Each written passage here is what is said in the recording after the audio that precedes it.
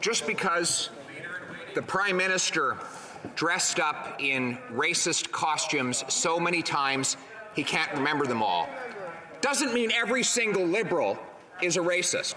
Just because the Prime Minister had tried to help a corporation avoid prosecution after it stole from some of Africa's poorest people doesn't mean all Liberals are racist.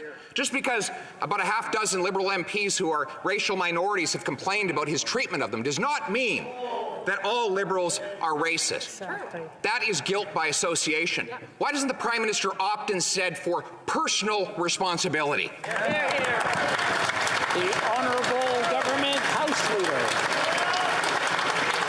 Mr. Speaker, I hope that I've been clear in all of my comments, that I respect the honourable colleagues on the other side, just as I believe they respect the colleagues that are on this side and the work that we do and the people that we are.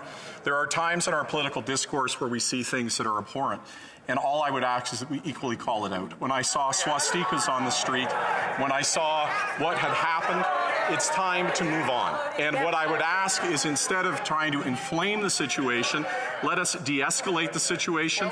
Let us work together to find a way to stop the lockdown that is happening of this city, so that citizens can move forward with their lives and any legitimate grievances can be fairly heard. The Honourable Member for Carleton. Well, Mr. Speaker, I agree. We should always call out evil symbols and the individuals who are individually responsible for putting them up. I remember a January 2018 event where the Prime Minister stared straight at a swastika and, instead of condemning it, said, "Thank you for coming, sir." We on this side condemn evil symbols whenever they are used. I do respect that member. I just wish his government would respect the thousands of people who are fighting for their livelihoods right now, who are trying to do the best to get this country back on track. The Honourable Government House Leader. We are in a time of global crisis, a time when so many are being adversely affected by this pandemic, and our hearts go out to every one of them. The way in which we have discourse for each other will define this moment for all of us. And to those that are peacefully protesting, I would ask that their point has been made. It's time to go home and do it a different way. That continuing to lock down this city and continuing to do what's happening, it is deeply disturbing for Canadians to see the way that this city and our symbols are being treated. And I would ask the Conservatives to also join with us to ask that they go home, and let's do this responsibly. Let's have responsible dialogue. I respect the member opposite. Let's do this the right way. The Honourable Member for Carleton. Well, the problem is they've shown no respect for the people. This country right now is like a raw nerve, and the Prime Minister is jumping up and down on it again and again with his inflammatory rhetoric.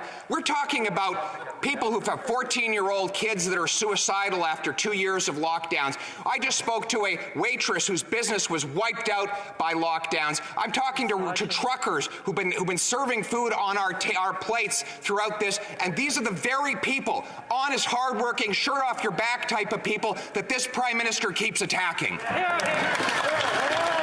Honourable Government House Leader. We'll wait to start the time. Okay, very good. Please go. Mr. Speaker, again, I encourage the member to just think about, if he's talking about de-escalating and having civil discourse, his tone and how he's approaching this issue. This is a time that is incredibly delicate. We are in a moment where there is a raw nerve that is being touched. How we talk to each other, Mr. Speaker, how we deal with one another. I'm going to interrupt the Honourable Government House Leader and just wait till everything calms down a moment, and then I'll let him start from the top, because I'm sorry, I didn't have a chance to hear it all, and I'm sure the Honourable Member from Carleton asked a question he wanted an answer to, and he wants to hear it, and we're just not hearing anything because of the noise. The Honourable Government House Leader, please proceed. I have an instinct, and that instinct is that Canadians expect us today, when they're seeing what's happened over this weekend, to watch the dialogue in this chamber be as respectful as possible, for us to dial down our rhetoric and our language, for us to engage in one another and find an off-ramp from the escalation that has occurred, because this is not healthy. In a healthy democracy, we have respectful debates that don't involve some of the things that we've seen. And all I'm asking for is for us to engage in a constructive way. So if we could attempt in this place, in this hour, to be equal to that, I hope that we can move forward on that basis, Mr. Speaker. Honourable member for Carleton. Well, I couldn't agree more. And, Mr. Speaker, I was out at an overpass as the truckers went by. And what I saw were cheerful, patriotic, optimistic Canadians who want their freedom back and want their livelihoods back. And they're standing up for their fellow Canadians, the 60% of families who fear they can't feed themselves. The 28-year-old kid living in mom's basement because he can't afford a home. The small businessman wiped out by endless lockdowns by incompetent politicians. These are the people that are standing up and fighting for their livelihoods and their freedom. Why won't the government finally stand with them? The Honourable Government House Leader. Fundamental difference, Mr. Speaker, I have a fundamental difference, and that is that I don't believe that my enemy is across the aisle. I believe that our enemy is this pandemic, and that our enemy is ending this pandemic and getting everybody to get vaccinated and to move forward in a way where the concerns that he's talking about, being affected by a global crisis, means that they are supported. This is a time of collective trauma. It requires us to be compassionate, to work with another, and understand that our common enemy is the virus and not one another. Yes. The Honourable Member for Lac-Saint-Jean. Mr. Speaker, Friday will be the opening ceremony of the Beijing Olympics. The whole world will be celebrating the greatness of China while it's committing genocide against its own people, the Uyghurs. Mr. Speaker, we should not blame the athletes. They are not the ones who decided to encourage the Games to be held in China. It's this government. Can this government at least have the courage to finally recognize that what is happening in China is true and that the Uyghur people are being subject to genocide? The Honourable Minister of Sport.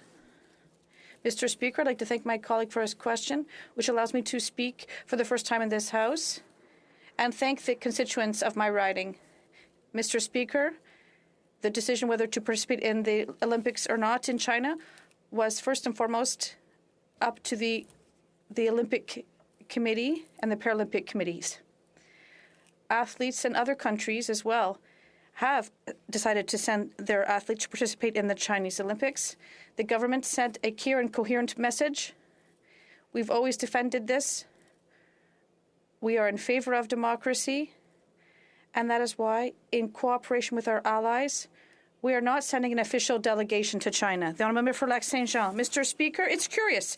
Canada is participating in a diplomatic boycott of the Games, but they're not even able to tell us why. They don't have the courage to tell us because China is committing genocide against the Uyghur people.